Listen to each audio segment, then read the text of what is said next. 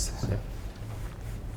네, 6월 29일 장 마감 후 방송을 시작하겠습니다. 오늘 모신 분은요, 신한금융투자의 서울 파이낸스 센터 PB 팀장이시죠, 황유현 팀장 오셨고요. 네. 안녕하세요. 안녕하십니까. 네.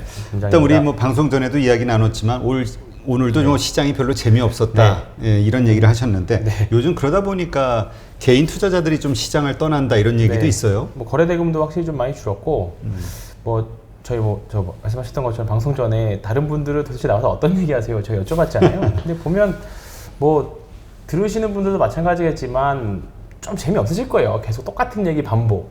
삼성전자, 현대차, 대형 기타 기술주들 봤을 때 사실 한 달 전이나 지금이나 사실 크게 기업이 이슈가 있었던 것도 아니고 변한 것도 아니고 지금 그러다 보니까 시장에서 모멘텀도 특별히 없는 구간이다 보니까 계속 재미없는 장세. 더군다나 이제 시장의 수급을 뒤흔드는 조금 짜잘한 테마들 이런 종목들이 있죠. 대표적으로 이제 정치 테마 주식들이 막 그런데 그렇다 보니까 조금 이제 다들 이제 지루해하시고 이 종목 한번 사볼까 했던 종목들이 튀다 보니 막 튀잖아요. 지금 예. 그런 상황이거든요. 한번 요거 지금 재미없는 종목 조금 팔아가지고 사볼까 했는데 그게 튀니까 살걸 지금 그러고 막상 또 행동이 옮기면 또 안 가고 그런 장세인데 지금 사실 재미없죠. 일단은 계속 상반기에 작년에 성장주 이후에 가치주, 이번에 다시 성장주 올 걸로 기대를 했는데 생각보다 또 성장주도 안 가고 더딘 흐름 좀 지속되고 있습니다. 일단은. 네. 그러니까 요즘 순환매가 빠르게 네, 도니까. 많이 빠르죠. 네.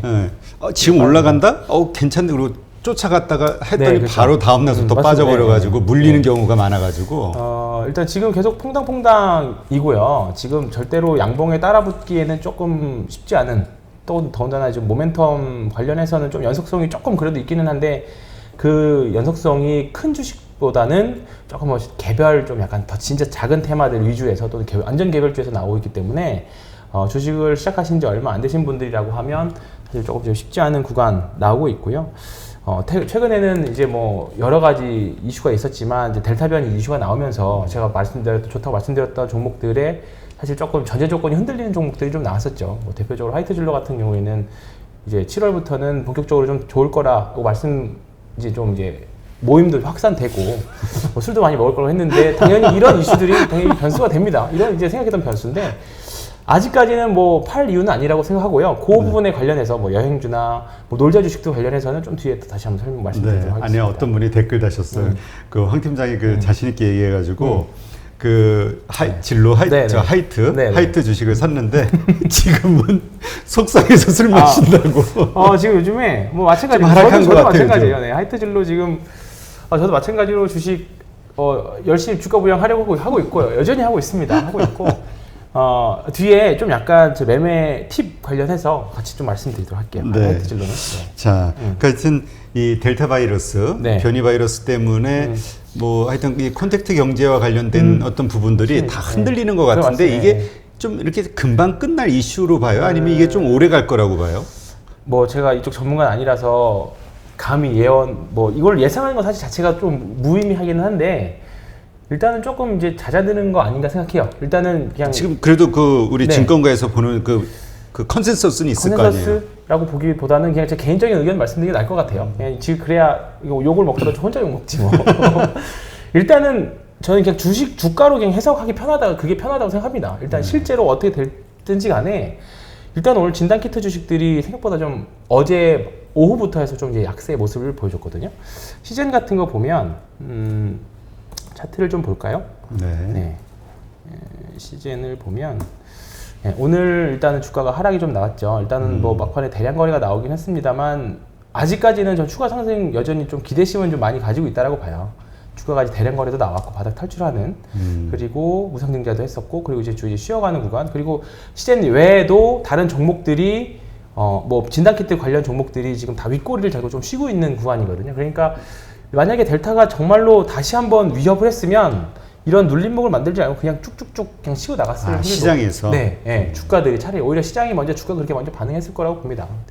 근데 지금 시젠도 그렇고 다른 진단키트 주식들도 오늘 시장 보면 특별한 테마 없이 다 다 안 좋았잖아요. 그러니까 지금은 델타 바이러스가 일단은 실생활하고 좀 별개로 뛰어나서 실생활에 있는 델타 변이하고 그 다음에 주식시장에서의 반응은 좀 다르다. 다만 이제 그 델타로 인한 뭐 앞서 말씀드렸던 놀자 주식들에 대한 차익 실현도 우리 좀 나온 것 같고, 지금 보면 오늘 호텔신라도 보면 대한항공 같은 주식들을 보면 오히려 역으로 오늘은 봤는데 제가 나오기 전에 네, 오히려 좀 약간 소폭이지만 오히려 좀 올랐잖아요. 오히려 단단하게 버티고, 오히려 6월 중순 대비해서는 좀 당연히 그때는 이제 처음 나왔을 때였으니까 빠지고, 그다음에 지금은 이제 버티고 있는 구간인데, 대한항공도 보시면 제가 지난주에 신고가 매매 말씀드렸던 것처럼 보시면 신고가를 가긴 가는데 거래량이 별로 없잖아요. 그렇죠. 여기 여기 터트리고 주가는 계속 가는데 거래량이 계속 그냥 없이 그냥 쭉 가는 모습들이기 때문에 사실 변이만 없었으면 조금 더 편안하게 갈 수 있을 거라고 봅니다. 근데 오히려 주식으로 봤을 때, 그냥 주가로 봤을 때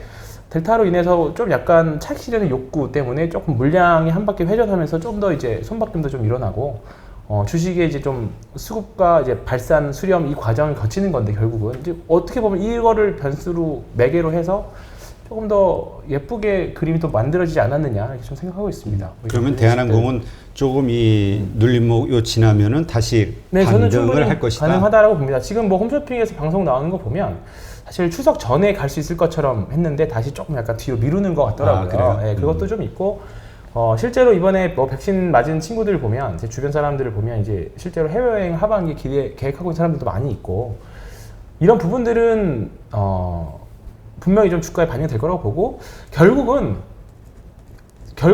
이제 인간은 대단하다고 생각을 하는 게 결국은 또 잡을 거라고 봅니다. 어떻게 되든지 간에. 근데 이것도 하나의 변이 바이러스도 하나의 뭔가 이제 좀 주식에 미치는 변수라고 봤을 때, 첫 번째 나오는 변수는 되게 세지만 차차 뒤로 가면 갈수록 사실 조금 변수 약해질 거라고 봐요. 저번에 우리가 처음에 뭐 남아공에서 나오는 변이 바이러스 나올 때만 해도 주가 그때 한번 되게 크게 움직였었거든요. 근데 지금 델타 또 나왔을 때도 사실 주가가 생각보다 엄청 빠지지 않았잖아요. 그러니까 계속 뭐 변이 바이러스가 뭐 추가적으로 나올 수 있을지 없을지, 또는 어떻게 추가적인 영향을 미칠지는 모르겠습니다만, 아직까지는 변이 바이러스가 주가에는 예전처럼 치명적인 영향을 미치진 않는다. 네, 그래서 오히려 이런 기회를 삼아서 눌리는 종목들은 좀 주가 당연히 좀 쉬어가는, 당연히 명분은 됩니다. 명분은 되고, 당연히 이걸로 인해서 종목을 교체하려고 하는 사람들도 많이 있다 보니까 이제 지수는 그 안에서 뺑뺑뺑 도는 게 거기서 나타난다고 보거든요. 그래서 이제 지금 구간이 쉬어가는 구간, 이제 새로운 모멘텀을 좀 기다리는 구간, 이렇게 보시면 될 것 같습니다. 하긴 시장은 미리 알고 있다. 네, 이게 그렇죠. 저도 네. 요즘 갈수록 네. 느껴지는 게 어떤 이유 없이 네. 그러니까 요번에 그 삼성전자 우리가 주가가 네. 잘 안 움직인다고 네. 참 오랫동안 네. 얘기했잖아요. 근데 그 노근창 센터장이 이 서버 쪽이 좀 불안하다고 갑자기 네. 그 목표 주가를 하향했더라고요. 네네. 11만 원에서 네네. 10만 원으로. 그걸 보면서 이미 시장에서는 모든 거를 다 알고 있었구나. 그렇죠. 그렇게 이거를 되게 뭐 좀 약간 확대 해석하시는 분은 음모론까지도 말씀들도 하시고, 좀 이렇게 저보다 더 차트를 맹신하시는 분들은 이런 케이스도 있었어요. 몇 년 전에 포항에서 지진 났을 때 지진 관련 주식들이 며칠 전부터 사실 움직였던 부분들이 있었거든요. 그거까지 예측한 거 아니냐 이렇게까지도 예상하시는 분들도 있어요. 심지어 극단적으로. 근데 이제 뭐 거래량, 저도 이제 한국 시장의 특이 사항 때문에 저도 이제 거래량을 굉장히 거래대금 많이 보는데, 뭐 그런 부분들 저는 일정 부분 좀 맞다고 봅니다. 일단은 그러니까 주식 투자를 할 때, 기본적으로 이제 전제 조건이 이제 큰 틀로 나뉜다고 하면 기술적 분석하고 기본적 분석이 나누잖아요. 그렇죠. 기본적 분석, 그러니까 워렌 버핏 같은 뭐 우리나라 이제 대표 가치 투자를 하시는 분들은 시장은 비효율적이라서 지금의 가치와 실제 가격과는 지금 가격과 실제 가치랑은 괴리가 있어서 언젠가는 효율적으로 가면 갈수록 가치가 가격을 따라간다, 그렇게 되는 거고, 이제 기술적 분석, 이제 저 같은 사람들은 좀 더 이제 방향을 쪽에 놓은 사람들은 시장은 효율적이다, 그래서 주가가 안 가는 데는 다 이유가 있다. 뭐 이 주식이 되게 싸다, 엄청 싸게 움직인다, 그거는 다 싼 이유가 있다, 우리가 모르는 이유가 있다, 그렇게 바라보는 거죠. 그래서 저는 약간 후자 쪽으로 주식을 바라보려고 합니다. 주가가 안 움직이는 거는 이미 다 이유가 있고 반영될 것도 다 반영됐고 이제 움직인다, 그렇게 보는 거죠. 그래서 그걸 조금 더 그나마 앞서서 예측해 볼 수 있는 게 제가 계속 말씀드렸던 거래량이나 거래대금들이고, 그걸 이용해서 좀 예측하고 대응해서 나가는 이제 그렇게 하는 방법이니까 이거는 어느 게 맞고 어느 게 틀리다 그런 개념은 아니에요. 같이 잘 활용해야죠. 같이 활용할 수도 있고 이거는 다르다의 개념이지 틀리다의 개념은 아닙니다. 그래서 약간 그 예전부터 항상 뭐 이런 인터넷 주식 카페 같은 데 가면 항상 싸워요. 기술적 분석하시는 분들하고 기본적 분석하시는 분들. 근데 뭐 싸울 필요 없어요. 그냥 자기 취향에 맞는 취사 선택해서 하면 되거든요. 그렇기 때문에 뭐 제가 뭐 분석해 드리는 게 맞든 틀리든지 간에 그냥 취사해서 알아서 들으시면 되고 또 뭐 기본적 분석 거기에다가 또 기본적 분석에서 잘 보고 있는 주식이었는데 차트까지 맞아 들어가면 더 좋은 거잖아요. 그렇게 해서 하이브리드 전략 사용하시면 좋으니까 이렇게 해서 보시면 좋을 것 같습니다. 네. 자, 그러면 일단 참 시장에서 빠져나가는 개인들도 분명히 많아지고 네. 있는데 그럼에도 불구하고 오늘도 뭐 한 1조 2천억 정도 네. 개인이 순매수를 했단 네, 말이에요. 맞습니다. 근데 대부분 뭐 카카오하고 자동차주를 샀다? 네. 쏠림 현상이 좀 강한 것 같은데. 아침에 뭐 자동차가 좀 상대적으로 셌었다가 좀 오후에 결국 또 밀렸는데 일단은 지금 외국인 수급이 최근에 현물 선물 별로 좋은 모습은 아닙니다. 그리고 제가 4월 달에 처음 나왔을 때도 좀 한 소리 들었었던 게 선물 동향을 가지고 좀 말씀드렸는데 뭐 7월 달 만기는 아직 좀 시간도 많이 남았고 아직 예측하기는 좀 이르긴 하지만 저도 오늘 몰랐는데 지금 여기 와서 HTS를 켰더니 외국인이 선물 매도가 굉장히 많네요. 오늘 저도 몰랐어요. 저도 몰랐는데 오늘 보시면 외국인들이 9,400억 정도를 매도했습니다. 선물에서. 그리고 현물에서는 5,500억 정도 매도를 했고 결국은 지금 외국인들이 별로 잘 세게 위로 안 보려고 하는 것 같아요. 예, 지금 강력하게 사는 게 아니고. 근데 현물은 언제든지 또 바로 바꿔서 들을 수도 있는데 선물은 조금 오늘 매도가 좀 거슬립니다. 제 개인적으로. 그래서 뭐 6월달 지금까지는 사실 6월달 그래도 그나마 좀 편하게 왔는데 7월달 들어서는 조금 조심해야 되는 시기가 올 수도 있겠다. 예, 그리고 3,300포인트를 지금 몇 번 두들겼는데 돌파를 못 했잖아요. 그렇죠. 그러니까 이제 조심해야 되는 부분들도 좀 있고 삼성전자가 결국은 가져야 되는데 삼성전자가 지금 계속 힘을 못 쓰고 있다 보니까 계속 지금 진짜 지루하실 것 같아요. 사실. 그렇죠. 지금 6개월째 횡보를 하는데 지금 정도는 이제 좀 삼성전자 방향성이 나올 때 됐다라고 생각하거든요. 근데 이제 위일지 아래일지는 조금 더 봐야 될 것 같은데 머리로는 갈 것 같아요. 머리로는 갈 것 같은데 근데 마우스의 버튼 클릭은 안 되네요, 진짜. 클릭은 여전히 안 되는. 그게 원래 그런 몸과 구간이라서. 마음이 다 따라줘서 네. 매수를 딱 해야. 여전히 아무리 이제 지금 계속 긍정적인 면을 찾아보려고 하는데 아직까지도 조금은 뭐 지금 사실 단타 구간도 아니죠. 뭐 변동성도 없으니까. 그렇지, 뭐 단타를 변동성이 하기에도 없어가지고. 수익률도 나아지 않는 구간이기 때문에 진짜 비추세장의 정말 전형을 보여주고 있는데 일단은 지금 섣불리 방향성을 전체 시장도 그렇고 삼성전자 방향성도 예측하기는 어렵습니다. 그러니까 저 댓글을 쭉 보는데 삼성전자 뭐 기대하시는 분들 엄청 많은 것 같긴 한데 주식을 감정으로 해서는 절대 안 되거든요. 냉정하게 좀 보시고 지금은 사실 냉정하게 다른 쪽에서 돈 벌 국리는 좀 더 많을 것 같습니다. 솔직히 개인적으로 봤을 때. 그러니까 뭐 삼성전자가 잘 돼야 나라가 잘 된다 뭐 이런 관점도 좋긴 한데 결국은 계좌가 더 중요하거든요. 계좌 승률 1순위죠. 이기적으로 계좌 관리에 있어서는 이기적으로 하시는 게 좋습니다. 그러니까 그런 부분들은 뭐 저희 방송도 좋고 다른 방송도 보시면서 조금은 더 돌파구를 지금 찾으려고 계속 노력하시는 게 좋습니다. 그러다 보면 자연스럽게 뭐 주식 처음 하셨던 분들이 주리도 벗어나고 또 트레이딩도 하게 되고 뭐 장타도 먹게 되고 그렇게 되는 겁니다. 네. 자, 오늘 카카오도 상당히 매수세가 네. 생각보다 카카오가 잘 버티는 것 네. 같아요. 지금 제 두 가지가 말씀드렸었잖아요. 네. 카카오를 여기서는 건드리면 안 되는 주식이었는데 제가 또 이렇게 안 좋은 소리를 해가지고 그랬는데 일단은 여전히 제 뷰에는 변함은 없습니다. 여전히 보수적으로 봐야 된다라는 생각이 좀 들고요. 오늘 지금 최근에 일주일 동안 오늘 외국인이 소폭 사기는 했습니다만 일단은 추세적으로 계속 매도를 하고 있고 어제하고 오늘 반대로 생각해보면 개인들이 어제 카카오를 1조를 샀는데 또 어제 거의 안 움직였잖아요. 그렇죠. 네, 상대적으로 보면. 그러니까 이게 외국인하고 개인 투자자하고 외국인 기관의 그 수급의 가장 큰 차이는 응집력이에요. 개인은 좀 이렇게 응집력이 확실히 좀 떨어지고요. 외국인들하고 기관은 방향성이 확실하게 그렇죠. 쫙쫙 밀어내거든요. 시장가로 움직이고. 근데 이제 개인 투자자들은 시장가로 사는 주체가 아니라 받쳐서 사는 주체였다 보니까 낮은 가격에. 네, 그러니까 요거 하나 호가창을 보는 팁을 좀 말씀드릴게요. 지금 많이 줄였는데 이거는 그냥 일반적인 내용들을 말씀드리는 겁니다. 네. 일반적인 내용. 이걸 가지고 뭐 단타에도 적용해도 되기는 하는데 정말 일반적인 내용, 심리를 좀 볼게요. 지금 이거 보시면 막판에 좀 줄기는 했는데 아까 보면 여기가 카카오의 매도 잔량이 한 60만 주가 됐었고요. 네. 매수 잔량이 120만 주가 됐었어요. 거의 2배 정도였거든요, 매수가.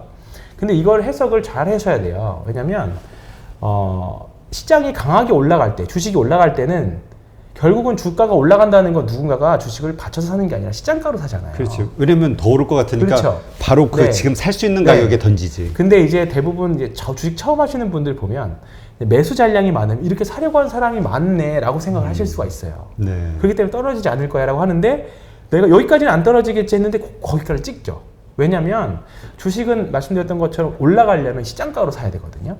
근데 매수 잔량이 많다는 거는 시장가로 사려는 사람들보다 받쳐서 사려는 사람들이 많은 거죠. 반대로 매도 잔량이 적다는 거는 위에다가 깔아놓고 팔는 게 아니라 그냥 시장가로 찍어서 판다는 거잖아요. 그치. 그러니까 지금 이런 호가 배열은 일단은 별로 이렇게 주식이 올라갈 수 있는 호가 배열은 아니다. 예. 그러니까 반대로 오늘 만약에 장중에 급등하는 주식들을 보면 매도 잔량은 굉장히 많고요. 매수 잔량이 적습니다. 매수 잔량이 적다는 거는 근데 막 예를 들어서 급등하는 주식을 호가창을 막 보고 있으면 내가 이 주식 딱 받쳐놓고 있으면 그냥 막 올라가잖아요. 그럴 때 많잖아요. 그만큼 사람들이 급해서 시장가로 산다는 거잖아요. 그러니까 받쳐지지 않습니다. 그래서 지금 카카오에 지금 제가 3일 동안 계속 호가 잔량을 계속 이제 체크를 하는데 계속 매수 잔량이 많아요. 그러니까 이 말은 즉슨 결국은 뭐냐면 앞서 말씀하셨던 것처럼 개인들이 계속 받쳐놓고 있다는 거죠. 외국인들이나 기관들은 조금 약간 팔려고 하는 심리가 강하고. 그러니까 지금 이게 조금 해소가 되면 조금 주가가 상승할 수 있는 가능성이 있다고 보는데 뭐 내일까지도 저는 조금 오늘같이 조금 상승 흐름이 좀 나올 수는 있을 거라고 봐요. 근데 지금 공격적으로 뭔가 추가 매수를 확 해서 저도 사실 카카오를 무조건 안 좋게 보는 게 아니라 저도 아직 일부 물량, 제 손님들 물량 남아있어요. 반절 이상 팔았던 물량들. 이제 그 남은 물량 혹시나 더 갈까봐 남은 물량들이 있기 때문에 그 물량을 지금 잘 처리해야 되는 또는 뭐 여차하면 뭐 팔았던 걸 다시 살 수도 있는 거니까. 근데 이제 그걸 고민하는 구간이기 때문에 카카오를 계속 이제 관찰을 하고 있는데 일단은 아직까지는 최소 중립 의견입니다. 저는 아직 여전히 중립 의견이고 삼성 엔지니어링은 진짜 삼성 엔지니어링 제가 생각했던 흐름대로 나오고 있어요. 잘 일단은. 반등하는 것 같던데요? 아니죠. 그냥 밀렸죠, 쫙. 아 오늘 밀려? 네. 나 오전장을 봤었거든. 네, 어제가 오전에 밀렸었고 오후 들어서 그냥 주가가 확 밀렸죠. 거래대금까지 터지고. 그러니까 제가 주의해야 될 게 요런 캔들입니다. 요런 캔들. 요게 되게 위험해요. 이게 그러니까 많이 떨어졌으니까 사야지 하고 여기서 따라붙다가 세게 얻어 터지는. 네, 이게 돼요. 그러니까 카카오는 사실 상대적으로 조금 이제 워낙에 개인 매수가 많이 붙다 보니까 좀 버티는 부분들은 좀 있는 것 같긴 한데 삼성 엔지니어링 같은 경우에는 상대적으로 개인 투자자들도 좀 적고 하다 보니까 어제 봤구나. 네. 어제 그러니까 하여튼 그래서 봤는데 이사하느라 정신이 없어져. 네, 이게 금요일 날 긴 운봉이었고 이게 어제였고 이게 오늘인데 거래대금이 더 많이 나왔잖아요. 네, 그죠. 이거는 조금 조심해야 되는 거죠. 그래서 저는 카카오는 일단은 아직까지는 제가 생각했던 변동폭 뭐 반등다운 반등은 아니잖아요. 그렇죠. 거기서 왔다 갔다 하는 거니까 근데 그거를 지금 추세 전환이라고 생각하고 하기에는 좀 아직 이르다. 근데 카카오 같은 경우 다시 상승하기 위해서는 그때 얘기했듯이 그 떨어질 때 그 어떤 거래량 네. 이걸 압도할 네. 만한 뭔가 확 네, 와야 나와야 되는데 되는데 거래 대금이 지금 3조를 과연 카카오를 누군가 살 수 있을까?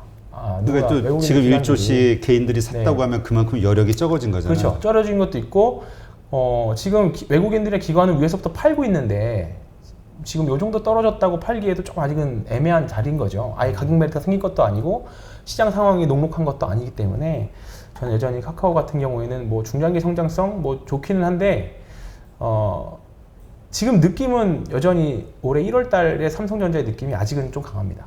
카카오에서 보여준 느낌은. 그래서 여전히 저는 중립 의견, 뭐 보수적인 의견 말씀드립니다. 일단은 어제하고 오늘 거래량이 적은 건 좋아요.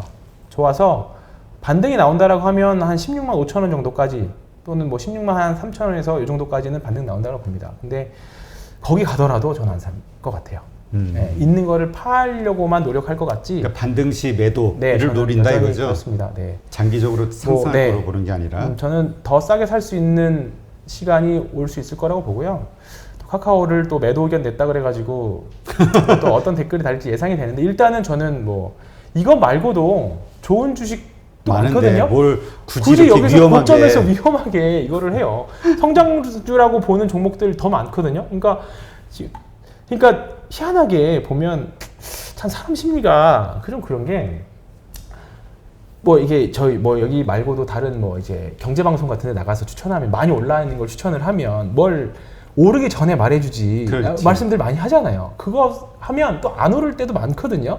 그러니까 추천하셨던 분들이 많이 오르니까 이제 더 올라가는 종목들이 더 올라갈 것 같아서 추천들을 많이 하는데 막상 또 그렇게서 하면 이렇게 많이 오른 거를 또 추천하냐 이렇게 말씀들 하시고 그러면 카카오는 쌀 때 추천 안 하고 지금도 추천을 해야 되나요? 그 개념 저는 그렇다고 봐요. 이게 지금 사람들이 아마 이제 그런 댓글 안 좋은 댓글 달리신 분들은 아마 보유자시니까 그러실 수 있기는 한데 저는 조금은 냉정해야 된다라고 생각합니다. 알겠습니다. 저도 카카오를 어떤 분을 팔았냐면 400% 나신 분 팔았어요. 400% 난 분. 그분도 동일했고 그렇기 때문에 뭐 단타로 들어가서 한 거 아니고요.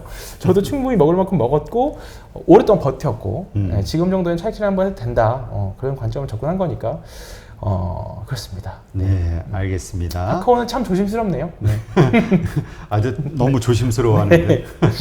자, 그러면 지금 뭐 성장주 네. 뭐 이야기했으니까 네. 지금 시점에서는 뭐 성장주, 가치주 이렇게 가릴 필요 없다. 네, 가릴 필요 없고요. 예, 이런 얘기가 많이 나와요. 뭐 이제 지금 가장 많이 나온 얘기는 이제 시장 모멘텀이 없다 보니까 실적 좋은 거 봐야 되지 않겠느냐. 실적으로 가죠. 영원한 테마잖아요, 사실. 그렇죠, 실적주 영원한 테마고 턴어라운드 하는 것들은 또 항상 또 영원한 테마기도 하고 그래서 그 중에 하나 카프로를 말씀드렸던 거고 그리고 하이트진로도 같이 말씀드렸던 거고 그런 것들인데 일단은 뭐 지금 당장 실적 개선되는 종목들부터 시작하면 대형주들도 다 마찬가지거든요. 대형주들도 마찬가지고 뭐 삼성전자도 그렇고 뭐 현대차, 기아차 오늘 아침에 저희 회사에서 리포트 나오긴 했습니다만 뭐 계속 좋게 본다. 현대기아. 네, 현대기아차 난 보고 이제 근데 6월 달은 완성차보다는 부품주도 사실 상대적으로 좀 센 움직임들이 나왔는데 7월 달 되면 조금 대형주들이 완성차 업체들이 좀 더 갈 수 있을 거라 보는데 결국은 우리가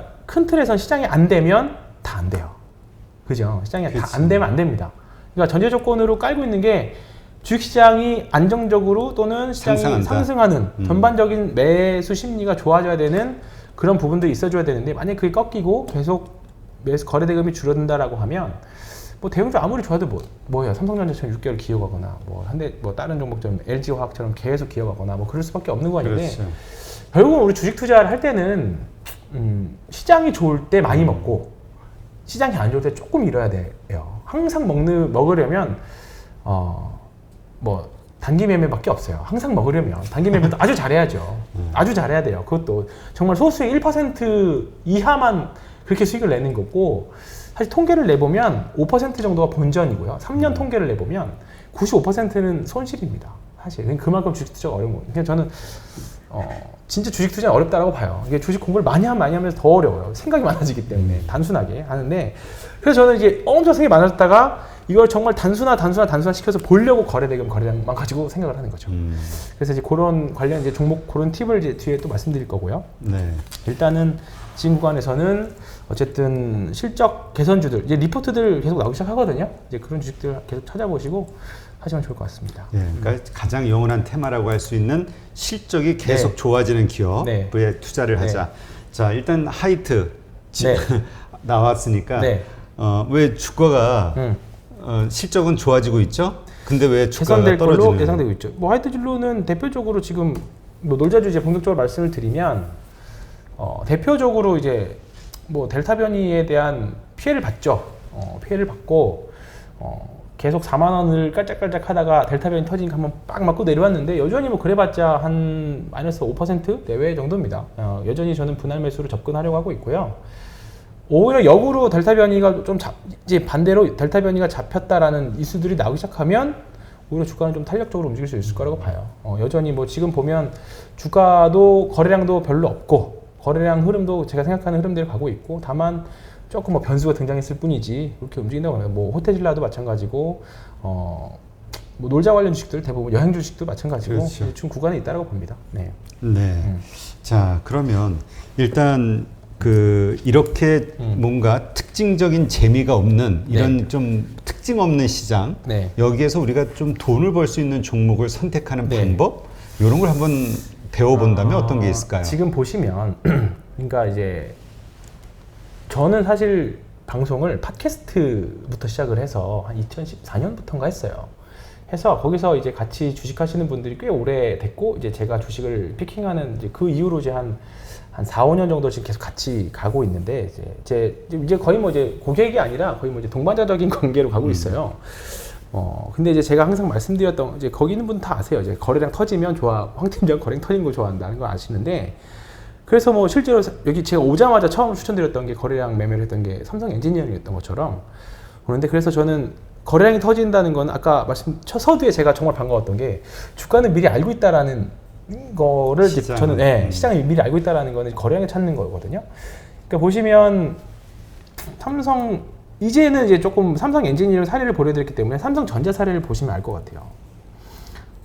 삼성전자 과거 차트 가지고 얘기하지 말라고 하시는데 자, 여기 보시면 2017년 5월 30일이거든요.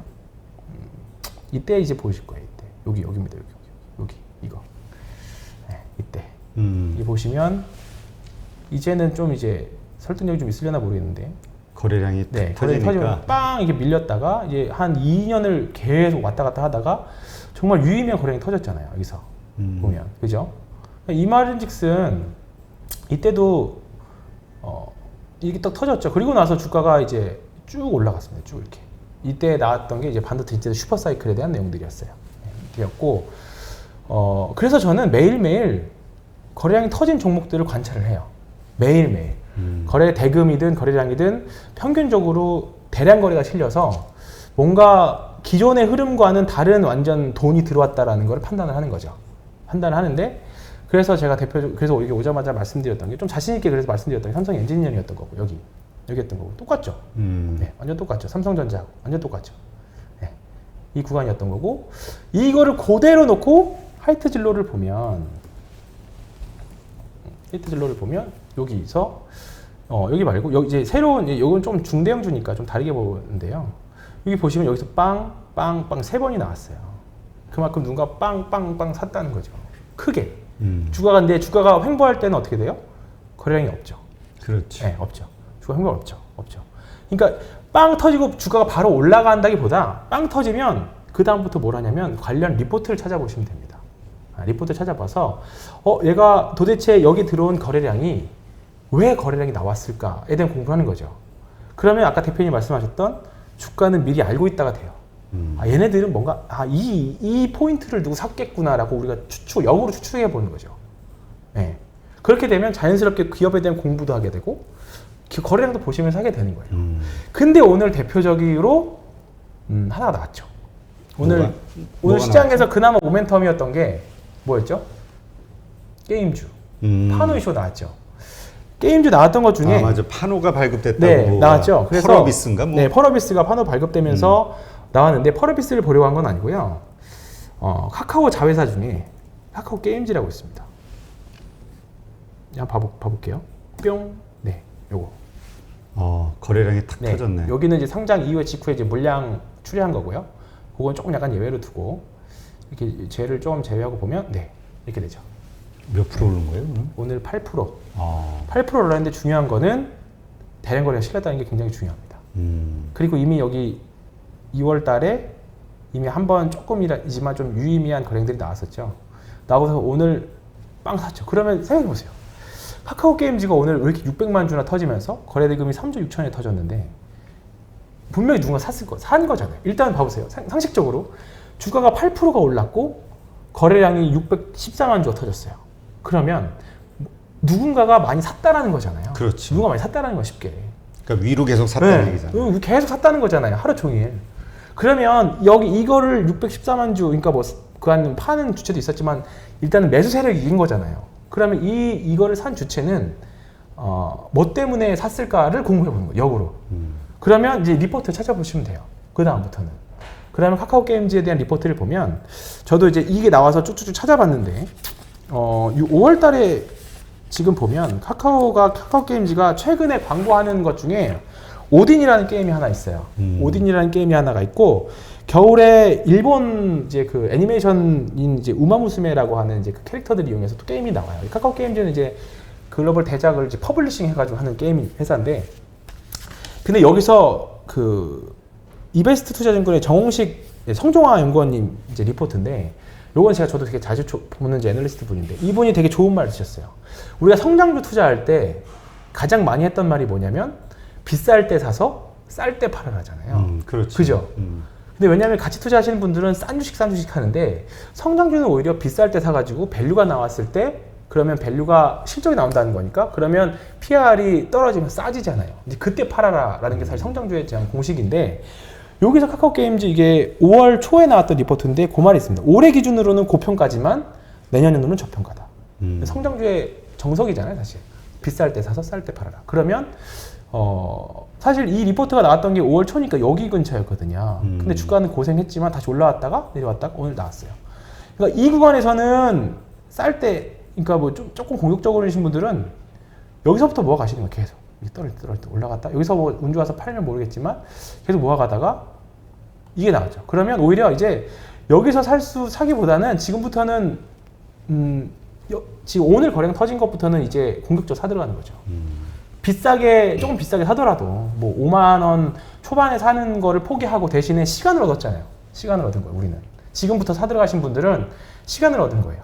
그렇기 때문에 여기서 사신 분들은, 만약 예를 들어서 여기서 샀던 분들은 올라갔다 내려갔다 해서 별로 수익이 많이 안 났지만 싸게 샀잖아요. 그렇죠. 네. 그래서 제가 그때 말씀드렸던 게, 지금은 시간 가치를 밸류에 녹이는 시기라고 말씀드렸던 게 이런 부분들이에요.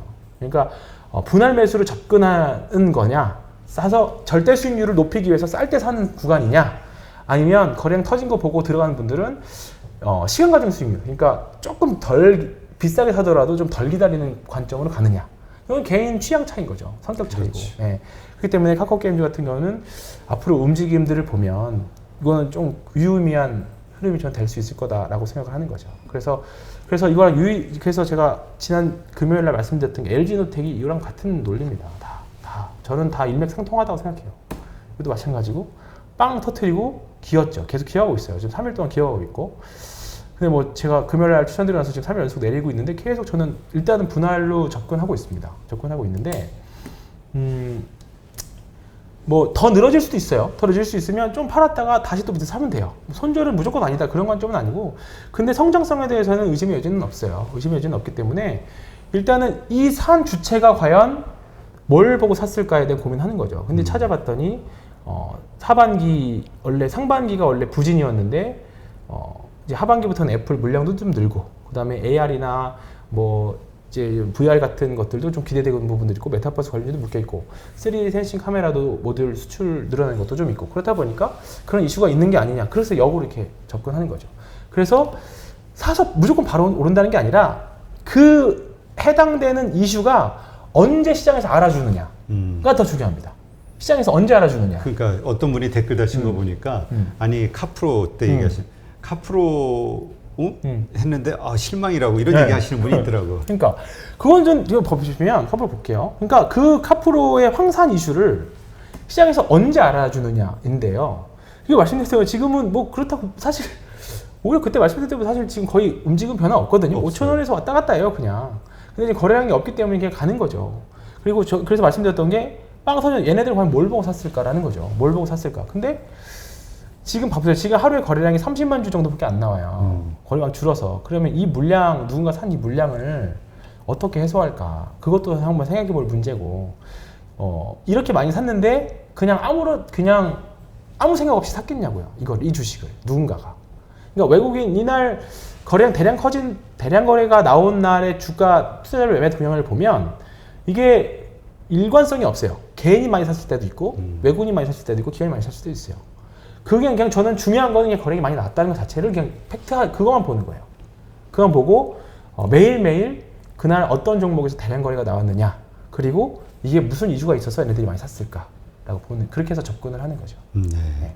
하여튼 이렇게 거래량으로 이렇게 종목을 찾아서 이제 투자를 해보자. 그죠? 네. 그러나 이제 우리가 잠깐 착오를 하면 안 되는 게, 이것이 곧바로 뭔가 주식이 그죠? 상승으로 이어질 네. 거라고 기대해서는 안 된다. 안 된다. 시간이 네. 필요할 수 있다. 그 이슈를 시장에서 언제 받아주느냐라는 건데 지금 신흥 SEC가 제가 이것도 한번 말씀드렸던 건데 이것도 어제 각형 그 중국산 각형 배터리를 못 쓴다고 해서 믿을 수 없다 유럽에서 하면서 삼성 SDI하고 같이 그럼 삼성 SDI가 각형을 하니까 삼성 SDI로 들어가는 이제 배터리 폭발 방지 부품을 하는 게 신흥 SEC인데 이 종목이 그렇거든요.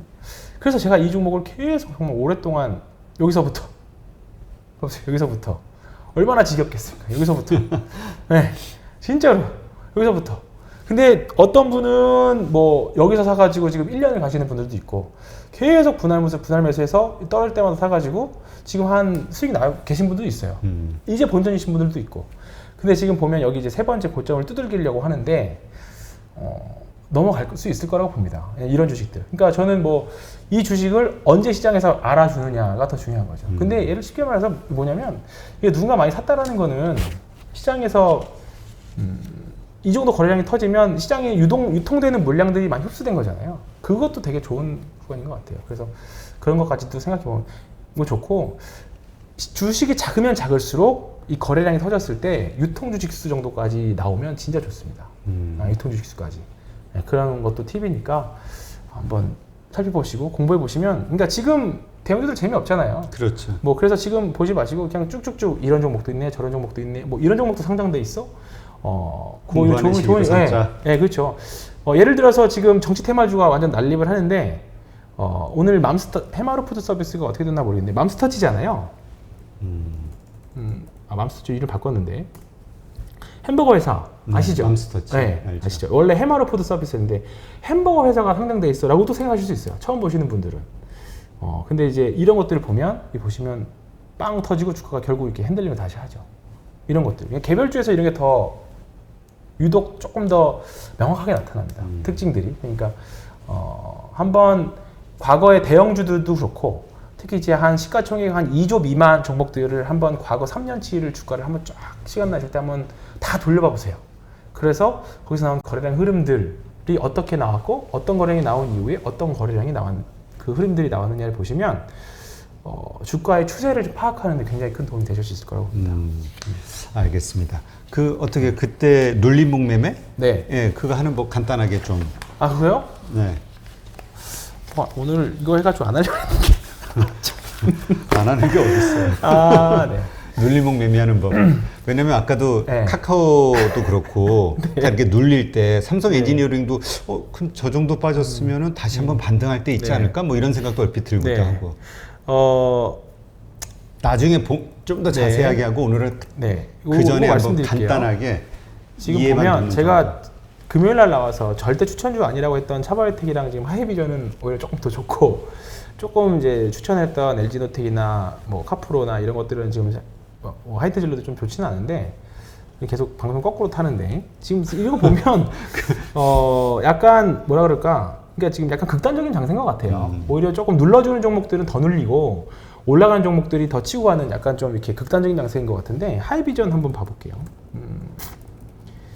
하이비전 시스템을 보면 이것도 다 힌트가 있었죠. 네, 이거 보시면 이렇게 다 힌트들이 있습니다.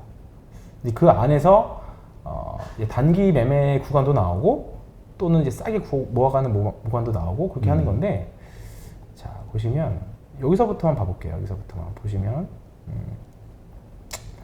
여기서 한번 보면 여기서 단타로 보실 수 있는 또는 눌림목으로 볼 수 있는 구간이 몇 군데가 있어요. 몇 군데가 있는데 가장 쉬운 걸 말씀드릴게요. 제가 이거 회사에서 회사에서 제 신입사원 교육할 때 썼던 구간이기도 한데 자 보시면 요 캔들 보이시죠? 요거 네. 요거 그리고 대량 거래량이 상대적으로 좀 많이 나왔죠. 그러네. 여기도 많이 나오긴 했지만 여기서 좀 많이 나왔어요. 그러면 예를 들어서 6월 16일 날 주식을 샀던 사람들 누군가 수급 주체 누군가는 이날의 평균 단가는 얼마가 될까요? 가정을 해야 돼요. 가정. 중간 정도? 맞습니다. 정확히 아시네 바로. 그러면 15,300원부터 16,300원의 중간이니까 한 15,000, 한 500원 정도 되겠죠? 15,800원 정도 되겠네요. 15,800원. 이 보면 15,800원 정도 되는데 보시면 주가가 계속 올라가기는 가는데 여기를 하나의 큰 캔들로 볼 수도 있어요. 이거를 여기는 이게 보시면 이렇게 하나의 큰 캔들 이렇게 보시면 됩니다. 네, 이렇게 이걸 하나의 그냥 캔들을 보면 왜냐하면 주가가 올라갈 때만 거래량이 터졌기 때문에 그 보면 떨어질 때 보면 저 캔들의 중간 가격이 평균이잖아요. 그렇지. 예를 들어서 이 주식을 단기적으로 샀던 주체들의 평균 가격은 저 캔들의 중간이에요. 그럼 거기가 훼손을 하게 되면 이 수급 주체는 누군지는 모르지만 손실을 보는 거죠. 네, 그래서 거기를 지키려는 심리가 굉장히 강합니다. 그게 핵심이에요. 눌림목의 핵심. 그냥 간단하게 그게 지켜지는. 네. 그래서 여기 중간 정도. 여기 되겠죠. 15,800원은 여기 이 캔들 여기 정도였을 거고 이걸 전체로 하나의 통으로 봤을 때 거래량 없이 뚝 떨어졌을 때 여기 16,000원 정도겠네요. 여기 정도가 인데 보시면 여기서도 나오네. 요것도 보네요. 요것도 단타로 봤을 때 요 캔들의 중간 가격이 한 요 정도 되겠죠. 딱 여기서 또 지켜내고 바로 반등 나오고 단기 매매는 이렇게 찾아가시면 돼요. 여기서도 보시면 요 캔들의 중간 가격이 여기 정도. 여기 조금 더 뭐 떨어지진 않고 나왔는데 여기 보시면 뒤에선 다 지켜내고 해서 원래 반등 나왔었고 뭐 이건 뭐 분명히 뭐 이슈가 있었겠죠. 나왔다가 또 지켜내고. 그러니까 이게 사실 뭐 이것도 보면 뭐 또 가져다 붙인다라고 말씀하면 또 할 말은 없는데 그 안에서의 이제 단기 트레이딩 하실 거면 일봉만 보고 하시는 게 아니라 뭐 분봉도 봐야 되고 그 안에 세부적인 거래량도 봐야 되는데 이게 가장입니다. 그러니까 거래량 터진 캔들의 중간 가격은 그거를 지키려고 하는 누군지 모르는 그 심리들의 중간 가격은 되게 많이 반영되어 있는 가격이에요. 그래서 그 만약에 가격으로 밀리죠 주가가 그러면 그때의 호가창들을 보면 그 가격대에 엄청 많이 쌓여있을 물량이 네, 거기는 지킬 확률이 굉장히 높죠. 그러면 그 우리가 매수의 시점을 어떻게 잡으라는 거죠? 거기 근처에서 매수하는 거죠. 네. 중간 가격에서. 그러니까 전에 네, 급등했던 맞습니다. 가격에. 네. 전에 급등했던 가격이 예를 들어서 이 종목도 보면 여기서 또 여기서 끊어가는 거죠. 여기서 이렇게 이 정도에서 17,500원 정도 오면 사는 거죠. 네. 눌러주는 가격 되게 편하죠, 사실. 네. 그러니까 이거는 이제 뭐 어떻게 분할해서 하느냐랑 뭐 여러 가지 추세, 뭐 여러 가지 힘이라든가 테마라든가 같이 봐야 되긴 하지만 그냥 가장 쉽게 눌림목을 접근하는 방법은 중에 하나가 이겁니다. 네. 알겠습니다. 네. 네. 오늘 뭐 시장이 재미없어서 할 말이 별로 없을 네. 것 같다고 하더니 아주 할 말을 많이 하셨네요. 근데 보면 이게 재미가 없으니까 결국은 종목 가지고 어떻게 수익을 낼 수 있느냐 이거에 대한 연구를 해야 되는 거잖아요. 그렇죠. 그러니까 지금 재미가 없으니까. 근데 네. 수익이 나면 다 재밌지 않나요? 맞습니다. 그러니까 지금 단타로 들어가셨던 분들도 뭐 수익 나면 단타 욕하셨던 분들도 수익 나면 빨간색 보면 다 좋거든요.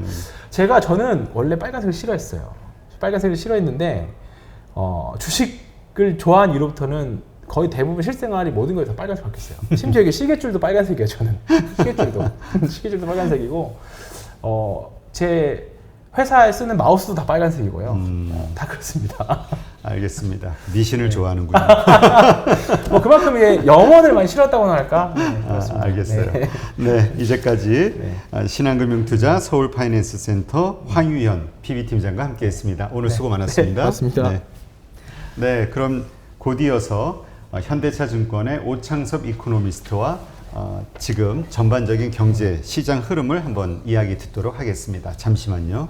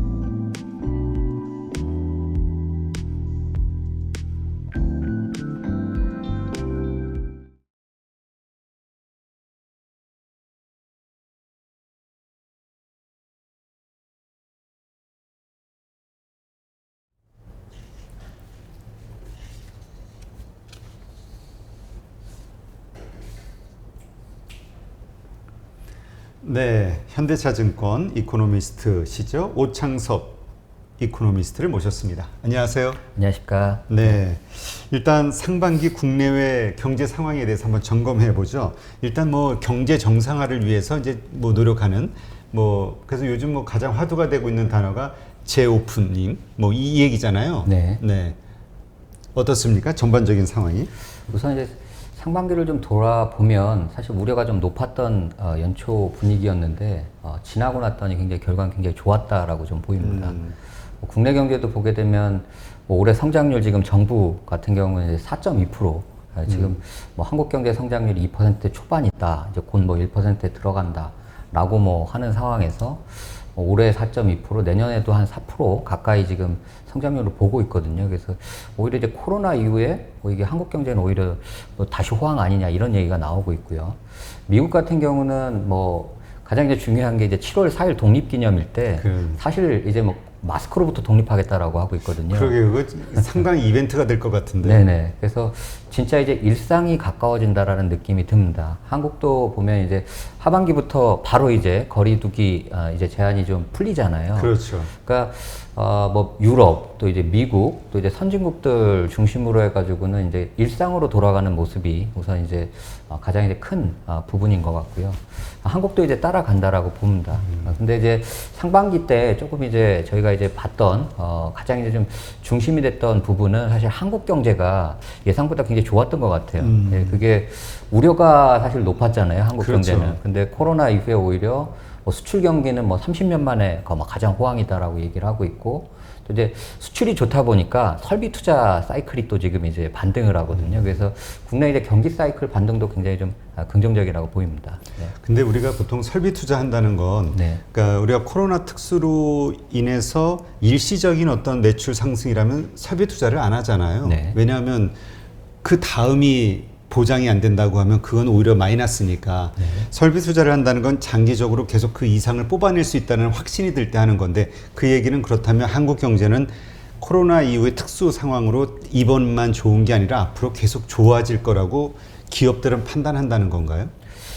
물론 이제 꼭 그런 측면만은 아닌 것 같습니다. 그렇지만 이제 코로나라는 게 큰 변화였잖아요. 그 변화라는 거는 반드시 또 하나의 위기이자 또 기회가 될 것 같습니다. 그래서 이제 그런 부분에서 특히 이제 바이든 정부 이제 들어가지고 가장 중요한 이제 뭐 산업 정책 이제 그런 부분들이 뭐 에너지 뭐 전환이라든지 아니면 뭐 바이드노믹스에 따른 인프라 투자 뭐 이런 부분들과 함께하면서 한국도 거기서 이제 좀 기회를 찾는 것 같거든요. 대표적으로 보면 뭐 반도체라든지 아니면 뭐 전기차 뭐 이러한 어떤 이제 에너지 플랫폼 전환이라든지 뭐 4차 산업혁명 관련해가지고 이런 부분이 코로나로 인해서 오히려 더 앞당겨졌다라는 느낌이 듭니다. 네.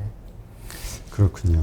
자, 일단 이렇게 경제 정상화에 대한 이야기가 나오면서 미국 연준에서도 통화 정책 정상화 카드를 이제 지금 보이고 있다 이런 얘기가 있는데 스케줄이 이제 어느 정도 나왔잖아요. 이번에 네. 뭐 점도표도 있고요. 네. 지금 어떻게 보시나요? 뭐 테이퍼링에 대한 어떤 그 고민은 사라진 것 같아요. 현재 시점에서는. 네. 사실 뭐 이게 2013년 상황이랑 좀 비슷하거든요. 2013년 때 미국이 연말에 이제 테이퍼링을 했던 상황이 5월에 갑자기 깜짝 이제 당시에 이제 그 버냉키 연준 의장이 청문회에서 테이퍼링 필요성 얘기한 다음에 이제 그 해 이제 연말에 이제 테이퍼링을 실제로 진행했던 상황인데 뭐 유사한 것 같습니다. 이미 테이퍼링 관련 이제 언급이 나왔고 이제 앞으로 어떤 이제 전개가 이제 진행될 거냐라는 게 중요한데 사실 여러 가지 신호가 있었는데 가장 중요한 게 연준이 어떤 금리 전망 전도표 자체가 사실 이제 땡겨졌거든요. 그렇죠. 2023년까지 원래 동결을 예상했던 상황인데 그게 2회 정도 이제 인상이 됐던 거고 그렇게 되면 사실은 2회면은 1회 정도는 그냥 내년에 땡겨질 수가 있거든요. 그래서 사실상 내년부터 이제 금리 인상 뭐 가시화됐다라고 보이고 두 번째로는 6월 초에 사실 연준이 지난해 이제 그 회사채하고 이제 그 주식 ETF를 매수한 게 있습니다. 네, 그거 그렇죠. 이제 매각하겠다고 아예 발표를 했거든요. 그러니까 이제 정상화에 나선다는 얘기입니다. 그리고 6월 FOMC 때 또 중요했던 게 단기 자금 시장에서 이제 좀 자금을 좀 흡수하는 이제 그런 레포 액션을 시장. 영래포 시장하고 이제 초과 지준불이 두 부분에서 이제 약간이긴 하지만 5bp 정도씩 이제 단기 금리 올렸습니다. 그게 이제 슬슬 이제 단기 유동성도 이제 좀 축소시키겠다는 거거든요. 이런 이제 차근차근 이제 절차를 밟아가면서 결국은 이제 미국이 단계적인 어떤 통화정책 정상화 단계에 들어갔다라고 이제 판단할 수 있을 것 같습니다. 그렇다면은 이러한 일들이 결국은 우리 주식시장에 뭐 타격을 주는 거 아닌가요? 그래서 이제 2013년 당시 이제 미국 테이퍼링 당시 그때가 사실 이제 좀 우려가 됐던 부분이 사실 그때 신흥국 금융시장 텐트럼이 났었습니다. 그래서 뭐냐면 그렇죠. 이제 투자 자금이 굉장히 많이 유출되면서 뭐 특히 이제 금융시장, 외환시장 자체가 굉장히 많이 흔들렸었고 그러다 보니까 원래는 그 당시도 한 2014년 정도에 2013년에 테이퍼링 됐으니까 2014년 정도에 원래 뭐 금리 인상할 거다라고 봤었는데 그게 이제 늦어집니다. 2015년까지 이제 늦어지거든요, 연말까지.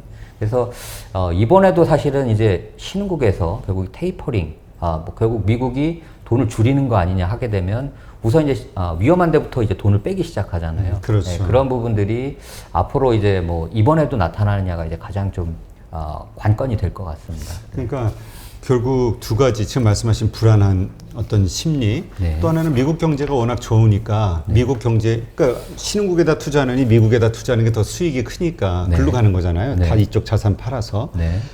그렇게 했을 때 근데 또 이런 얘기도 있어요. 우리 한국은 뭐 규모로 봐서 이미 신흥국 규모는 아니죠. 그러나 어쨌든 그 신흥국으로 평가를 받으니까 영향이 있을까에 대한 퀘션 어떻게 보세요? 근데 뭐 이런 말씀 드리면 그렇지만 경제 규모나 그런 부분은 분명히 한국이 선진국 대열에 들어갔다라고 보입니다. 네.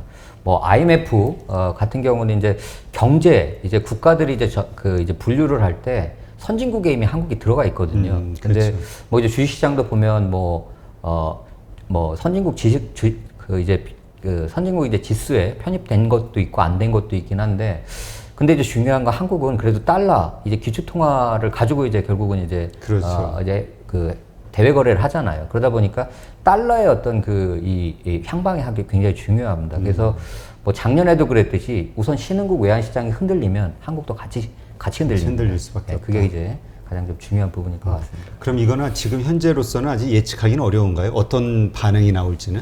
예, 근데 아직까지는 이제 약간 이제 좀 이제 우려가 됐던 건 뭐냐면 최근에 한 2주 정도 신흥국 이제 채권 시장, 주시장에서 일부 자금이 빠졌습니다. 그래서 이거 이제 6월 FOMC 이후에 뭔가 이게 좀 불안한 거 아니냐 했는데 다행히 이제 신흥국 그 위험 이제 금융시장 위험 지표라고 할 수 있는 보통 EMBI 뭐 스프레드라고 있습니다. 채권 시장에서는 이머징 마켓 본드 인덱스 스프레드거든요. 그래서 미국 이제 그 국채 금리 대비 이제 신흥국 가상금리 자체가 어떠냐 아직도 하향 안정되고 있습니다. 그리고 또 하나는 신흥국 이제 통화 가치를 나타내는 신흥국 통화 지수도 아직까지 오히려 상승하고 있거든요. 그러니까 가치 자체가 아직 안정적으로 신흥국 통화가 좀 강세를 보이고 있기 때문에 아직까지 그런 뭐 조짐은 확인되지 않는다라고 보입니다. 네.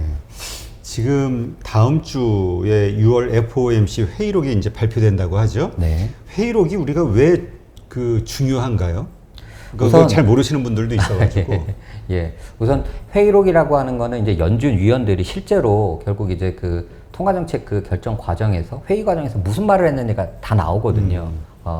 그래서 이제 이게 뭐 미국 같은 경우는 한 6주 그리고 뭐 미국 같은 경우는 4주, 한국 같은 경우는 더 빠릅니다. 2주 후에 나오거든요. 그래서 실제로 뭐 기자간담회에서 이제 보통 나오는 내용들은 이제 개별 이제 연준위원들의 그 의견이 아니라 이제 그 총재가 이제 전체적인 어떤 의견을 이제 갈무리 해가지고 이제 나타내는 거고 이제 근데 의원별로 의견 개진이 다 다릅니다. 네. 네, 그런 이제 온도차를 이제 확인할 수 있는 게 이제 의사록이라고 보시면 될 것 같습니다. 그래서 사실은 그 통화 정책의 결정을 결정 권한이 있는 사람들의 진짜 속마음이 다 나오는 거죠. 네, 거기에. 그렇습니다. 예. 그래야 이제 우리가 이게 진짜 이 얘기가 진짜 속마음인지 아니면 좀 이렇게 블러핑이 들어가 있는지 이런 걸 다 알 수가 있는 거겠죠. 네.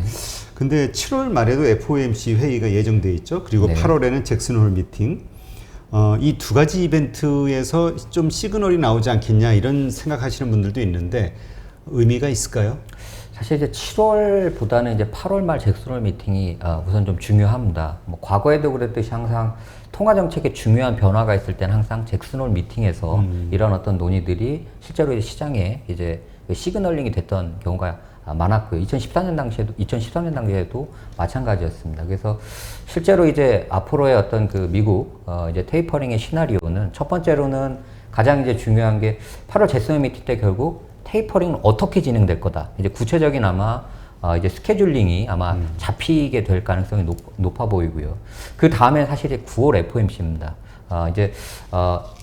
미국 이제 FOMC 같은 경우에는 분기 말에 있는 3, 6, 9, 12월에 있는 그 회의 때 결국 이제 총재가 이제 사실 기자간담회를 하거든요. 그리고 또 하나는 그때 이제 뭐 경제 전망 테이블이라든지 아니면 금리 전망 점도표가 같이 발표되기 때문에 그때 사실은 뭔가 시그널링이 나올 가능성이 굉장히 높고요. 그 다음에 보통 이제 12월에 연말 어떤 FOMC에서 액션을 취할 거다라는 게 가장 지금 예상되는 시나리오로 볼 수 있을 것 같습니다. 네, 그렇군요. 지금 한국에서도 뭐 연내 금리 인상한다, 한 차례냐, 두 차례냐, 뭐 이런 얘기가 나오고 있는데 네. 이게 현실성이 있는 얘기인가요? 아니면 이렇게 좀 네. 시장에 어떤 경고를 하기 위해서 나오는 이야기일까요? 이거는 사실 이제 한국은행이 아예 공식화를 했습니다. 지난주에 있었던 이제 이주열 총재의 그 물가 안정 목표 설명회가 있거든요. 연간 이제 2번 하게 되는데 이제 지난 이제 이주열 총재가 이제 결국 금리 인상 부분을 아예 그냥 공식화로 그냥 얘기를 꺼냈는데 그 내용이 이랬습니다. 그러니까 연내 늦지 않은 시간에 이제 질서 있게 늦지 않은 시간에 이제 질서 있게 통화정책 정상에 나설 거다. 그리고 첫 번째가 그거였고 사실상 연내 금리 인상을 하겠다는 표현이었고요. 두 번째로는 이제 1회나 2회 정도, 그러니까 보통 한 25bp나 50bp 정도의 금리 인상은 통화 완화 기조다라고 얘기를 했습니다. 이렇게 이제 얘기를 하니까 이제 채권 시장에서 이제 바로 반응을 했는데요. 채권 금리가 굉장히 많이 올라가면서 그러면 내년에 이제 이주열 총재의 그 임기가 3월 말까지거든요. 그래서 임기 내까지 2번까지도 금리 인상 가능한 거 아니냐라고 하면서 이제 채권 금리가 굉장히 국내 채권 금리가 가파르게 좀 최근에 상승하고 있는 모습입니다. 네, 그렇군요. 근데 이게 우리가 이 한국에 특히 뭐 여러 나라들이죠. 그 미국의 금리 인상 전에, 그러니까 우리 보통 이제 우리가 먼저 금리 인상을 하더라도 그 다음에 미국이 금리 인상을 할 거라는 어떤 이런 확신 같은 게 없으면 하기가 좀 쉽지 않잖아요. 네. 돈이 그쪽으로 몰려가기 때문에 네. 이자의 차이라든가. 근데 이런 어떤 결정을 내렸다는 거는 연준도 얼마 지나지 않아서 우리가 금리를 인상하는 시점에서 얼마 지나지 않아서 올릴 거라는 어떤 시그널이나 확신 같은 게 있기 때문에 하는 거 아닌가요? 뭐 다 감안했을 거라고 생각을 합니다. 국내 통화 정책이 사실 소규모 개방 경제고 이제 기주통화 달러 의존 경제이기 때문에 미국 통화 정책에 굉장히 많이 영향을 받게 되거든요. 그래서 사실상 이제 내외 금리 차라든지 이런 부분 측면에서 통화 정책에서 굉장히 미국 연준 특히 통화 정책을 굉장히 크게 고려를 할 수밖에 없습니다. 네, 그렇군요.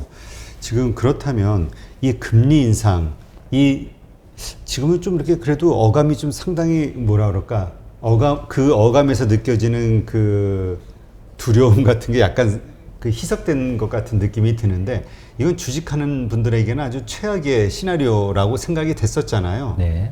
주식 시장이 한국에서 금리 인상을 하게 되면은 어떻게 될까요? 우선 근데 이제 저는 이제 그 통화 정책이라고 하는 거는 엑셀과 브레이크라고 보거든요. 네. 사실 이제 경기에 어떤 경기 사이클이 진행될 때 좀 이제 부양이 필요할 땐 좀 엑셀을 밟아주는 거고 이제 좀 이제 과열이 됐을 땐 브레이크를 밟아주는 건데 과속이 될 때 이제 결국 지금까지는 계속 엑셀을 통해 가지고 경기를 계속 위로 올렸거든요. 네. 근데 이제 경기가 이제 어느 정도 이제 안정이 되고 이제 오히려 이제 지난 이제 어떤 통화 정책에서 좀 과했던 부분들을 이제 말 그대로 정상화시키겠다는 거거든요. 이제 그 과정에 나선 상황이라고 보입니다. 왜냐면 한국도 지금 금리 자체가 0.5, 0%대 중반. 사실 이게 0%대 제로 금리라고 하는데 이거를 처음 경험하는 거거든요. 그래서 이러한 부분들이 최근에 한국은행 계속 표현하는 거는 금융 안정, 금융 불안정성을 굉장히 높인다. 부채를 늘리게 되고 이러한 부분들이 부동산 가격 상승에도 자산 가격 상승에도 상당히 좀 부작용이 크기 때문에 이제 점점점 이런 부분들을 이제 잡아가야 된다는 거죠. 그리고 경제에 대한 어떤 이제 확신, 어떤 그 자신감도 이러한 부분을 어느 정도 뒷받침하고 있다라고 보입니다. 네. 그러니까 이게 참 어려운 게 그 경제 상승 구간에서의 첫 번째 금리 인상은 오히려 주가의 호재다. 뭐 네. 이런 얘기 하시는 분도 있고요. 네. 근데 그 시점이 이미 높은 지점에서의 그거는 또 악재다라고 네. 보시는 분도 있고. 네. 하여튼 이러한 것들로 인해서 자산 시장이 되게 출렁일 것 같은데 전반적인 흐름을 어떻게 보세요? 부동산과 주식 좀 나눠서 보면. 부동산, 어쨌든 금리가 올라가는 경우는 사실 부동산에 아마 직접적인, 제가 뭐 부동산 전문가는 아니지만 직접적인 어떤 그 영향을 미칠 수밖에 없거든요. 전부 대출 이자 때문에 그렇죠. 뭐 예를 들자면 아마 뭐 부동산 투자하시는 분들 대부분 다 대출을 굉장히 많이 그렇죠. 하시잖아요.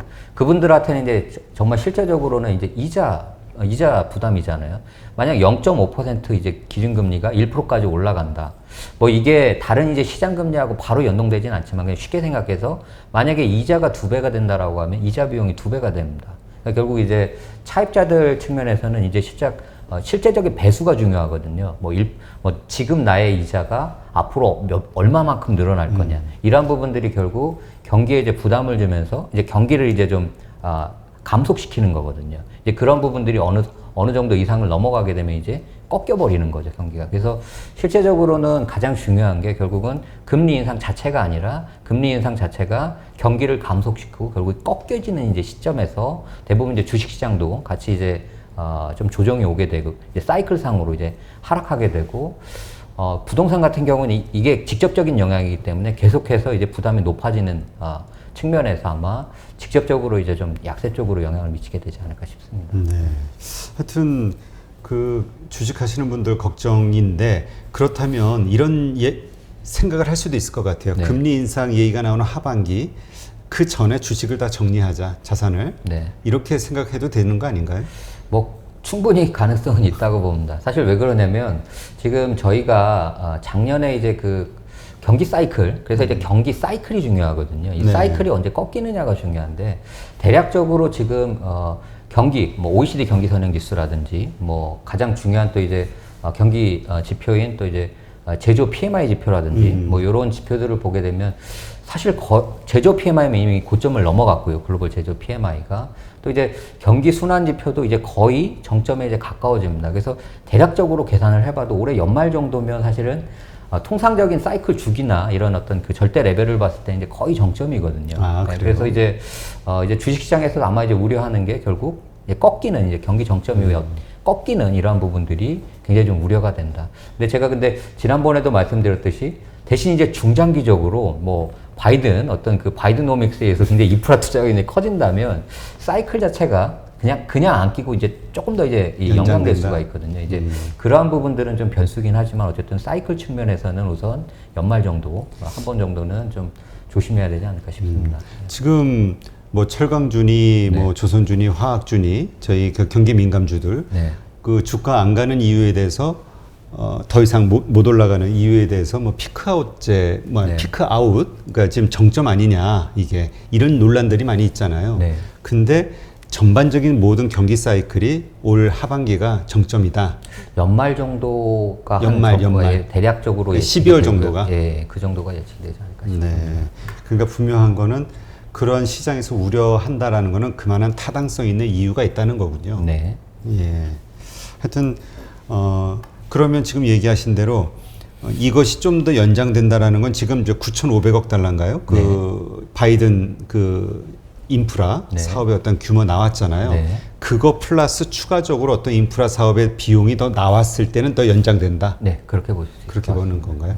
그러니까 우리가 앞으로 하반기 동안 봐야 되는 뉴스에 이렇게 신경 써야 되는 거는 바이든 정부의 인프라 사업 그 규모가 추가적으로 더 늘어나느냐, 네. 이게 우리 주식을 정리하느냐 아니면 좀 더 들고 가느냐, 요 지침대가 될 수도 있겠네요. 중요한 변수 중에 하나가 될 수는 있다고 생각합니다. 네, 알겠습니다. 자, 그러면 지금 코스피도 지금 3,300선을 계속 두들기고 있는데 이게 저항인 것 같아요. 이렇게 돌파를 시원하게 못하네요. 네. 예. 그러다 보니까 이게 또 거품이라는 이야기도 있지만은 그러니까 거품이라는 이야기 가운데서 3,300을 두들기면서 못 돌파하니까 이제 좀 빠지는 거 아니에요? 또 외국인들의 지금 그 뭐죠? 선물 매도세가 또 심하다고 네. 이야기를 하더라고요. 네. 지금 우리가 이 자산 가격, 주식 시장의 자산 가격 자체를 거품이라고 봐야 되는 건가요? 아니면 실적이 받침돼주는 그냥 이유 있는 상승이라고 봐야 되는 건가요? 우선은 뭐 아까도 말씀드렸듯이 경제 상황은 굉장히 좋은 게 맞습니다. 뭐 한국 경제 뭐 14대 주요 이제 수출 품목 보게 되면 뭐 13개, 뭐 많게는 14개까지 지금 계속 뭐 어쨌든 굉장히 호조거든요. 네. 그러니까 뭐 우리나라 뭐 경기가 예상 외로 정말 좋다라는 거는 부인할 수 없을 것 같고요. 대신에 이제 한 가지 조금 이제 여기서 변수가 될 수 있는 경우는 최근에 이제 좀 달러와 강세 어떤 그 이제 논란이 있잖아요. 그렇죠. 이제 이거 자체가 사실은 좀 중요하다고 봅니다. 왜냐면 이게 테이퍼링 당시에 사실 이게 달러화가 강세가 되는데 이게 심해지면 이게 신흥국 금융 불안이거든요. 그렇죠. 근데 이제 그 정도까지는 안 되더라도 어쨌든 달러화가 강세가 된다라고 하면 뭐 요거는 이제 사실 국내 투자하는 입장에서는 결국은 워낙 약세거든요. 그래서 이제 투자자금 측면에서는 이게 투자자금도 이제 그 이탈로 나타날 수도 있기 때문에 뭐 단기적으로는 이런 어떤 그 환율 움직임 이런 부분들이 이제 외국인들의 어떤 투자 심리 부분에서 좀 부정적일 가능성도 저는 상존한다고 봅니다. 이게 달러 강세라는 것은 네. 결국 미국 경제가 좋다는 얘기잖아요. 네. 근데 미국 경제가 좋을 수밖에 없는 게 요즘 보면 바이든 정부에서 모든 거를 중앙 정부에서 집중적으로 뭐 인프라 사업이든 뭐든 네. 막 그런 뭐 특별한 기관들 만들어서 또 육성하겠다. 특별한 네. 어떤 산업들은 그래서 그 글로벌 밸류 체인에 우리도 반도체니 뭐 저 전기차 배터리니 다 들어간 거고요. 네. 그러다 보니까 이런 의문을 제기하는 분도 있어요. 미국이 이제까지 세계 패권국으로서 시장을 만들어줬었는데 그 시장을 이제 자기들이 직접 다 하겠다. 이 얘기는 결국은 들어오는 거나 이런 게 다 좁아지니까 네. 그 물가 인상은 뭐 미국 내에서 그 제품 가격은 올라가겠죠. 네. 하여튼 이러한 현상들이 결국은 이 신흥국들의 환경을 더 어렵게 하는 거 아니냐. 어떻게 보세요? 결국은 뭐 GVC 재편, 뭐 글로벌 이제 서플라이 체인, 네. 뭐 밸류 체인, 뭐 이제 재편이라는 게 결국은 뭔가 바뀐다라는 거고 이제 바뀌는 측면에서는 기회, 변화 속에서는 또 이제 기회와 위험이 동시에 있다 보니까 그거를 이제 그 기회 측면에서는 이제 그러한 이제 그 GVC 재편에 이제 그 동승하는 입장에서는 굉장히 기회가 될 수 있고 대신에 기존 이제 어떤 그 입장에서 보면 뭐 상대적으로 이제 불리한 쪽이 있잖아요. 뭐 중국 쪽과 굉장히 좀 관련이 그렇죠. 많다라든지 아니면 요런 이제 서플라이 체인이 있는 상황이면 상대적으로 좀 약화될 수가 있습니다.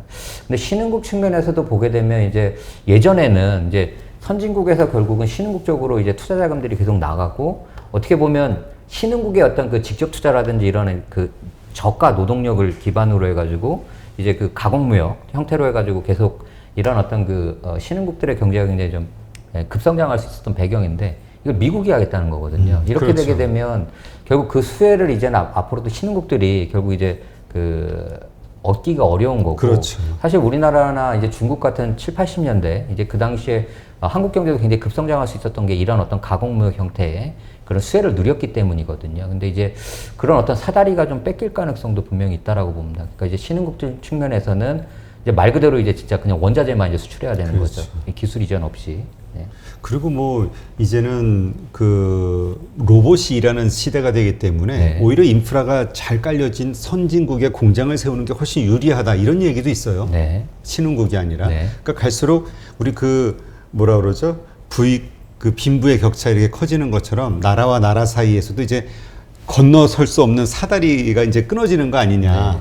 이런 얘기 하시는 분들도 있더라고요. 그러니까 계속 이러한 것들은 달러 강세가 지속화되는 거고 네.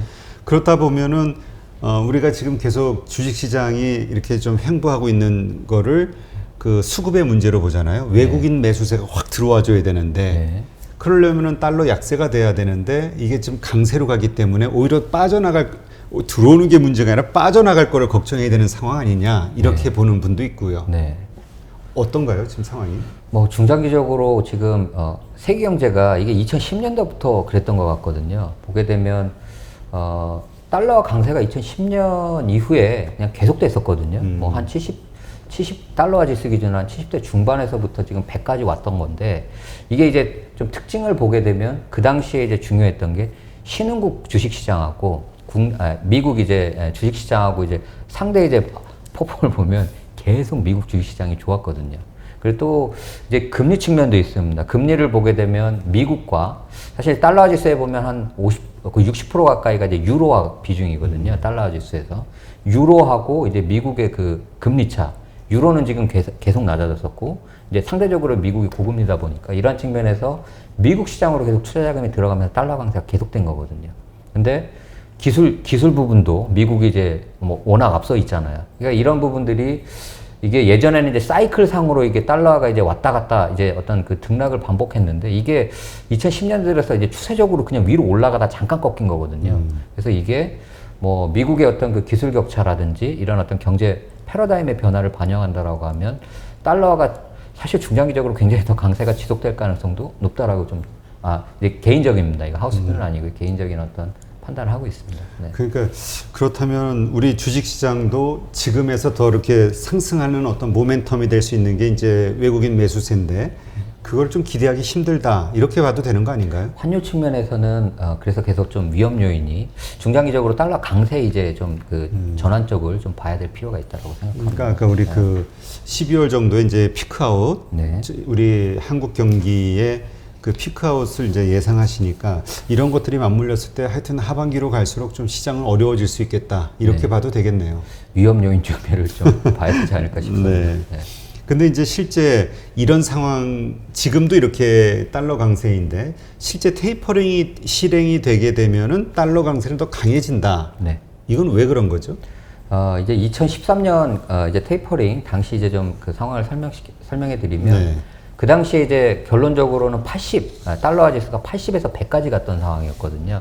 한 2015년 금리 인상 이후에도 계속 이제 달러 강세 부분이 됐었기 때문에 이게 그냥 쉽게 생각하면 이럴 것 같습니다. 투자 자금 자체가 우선은 금리가 결국 올라간다라는 거는 우선은 좀 이제 리스크가 커지는 거거든요, 사실은. 그래서 돈들이 우선은 투자 자금들이 안전 통화인 달러 쪽으로 모이게 됩니다. 그리고 금리가 올라간다라는 건 아까도 말씀드렸듯이 경제의 어떤 그 부담이 늘어나거든요. 사실 어느 정도 이제 금리가 올라가게 되면 브레이크에 의해서 이제 경기 이제 사이클 자체가 꺾여 버립니다. 그러다 보니까 이제 그 다음부터 이제 달러화가 계속 이제 강세가 되는 거죠.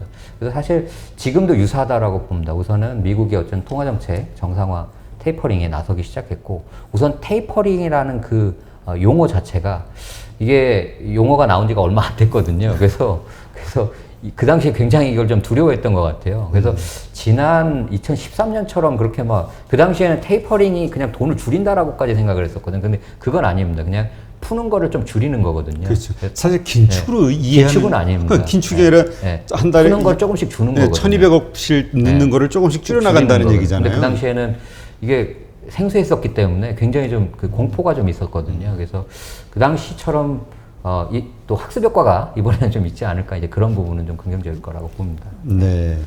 지금 달러 인덱스가 90 전후 이게 높은 건가요? 우선 지금 이제 가장 최근에 달러 인덱스 기준의 박스권은 90에서 사실은 100입니다.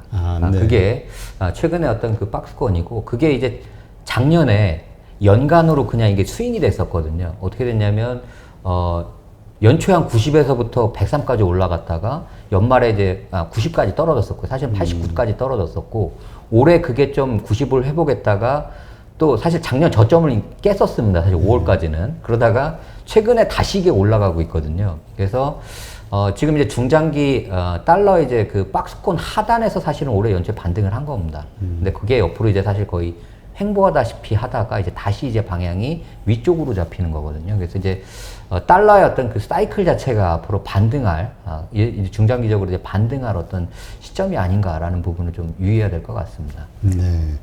자, 그렇다면 이제 근데 참 이 얘기는 우리가 이제 원화 강세가 된다는 얘기잖아요. 네.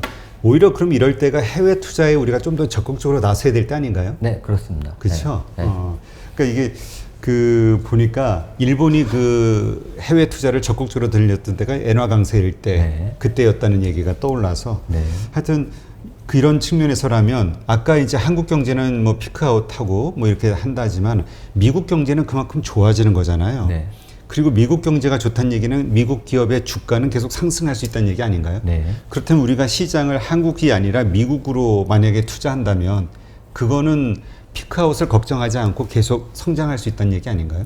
그게 이제 2010년대, 2012년이죠. 사실은 이제 유럽 재정위기 이후에 이제 글로벌 주가의 향방을 보면 그냥 우상향이었습니다. 사실 미국은 계속 우상향이었거든요. 사실 2008년 그 금융위기 이후로 10년간 그냥 계속 상승해 온 거잖아요. 네네. 그래서 이거를 어떻게 보냐. 이제 그 당시에 이제 가장 많이 나왔던 게, 그때 또 금리도 낮아졌었거든요. 그 금리가 낮아지고, 또 이제 돈이 많이 풀려서 이게 유동성 효과다라고 좀 생각을 했었는데, 물론 이제 그 유동성 효과도 분명히 있다라고 봅니다. 그렇지만 또 미국 경제의 이제 어떤 독보적인 아웃퍼폼하는 상황들, 뭐 이런 부분들이 결부가 되면 사실 미국 주시장이 갔던 거고, 그러다 보니까 뭐 신흥국 주시장은 중간에 좀 흔들리긴 해서 미국 주시장은 굉장히 견조했었거든요. 결국 이제 자금 흐름 자체가 어떻게 되느냐가 결국 이번 어떤 사이클에서도 좀 이 국가별 어떤 주식시장 투자 성과를 좌우하는 이제 가장 중요한 변수가 아닌가 싶습니다.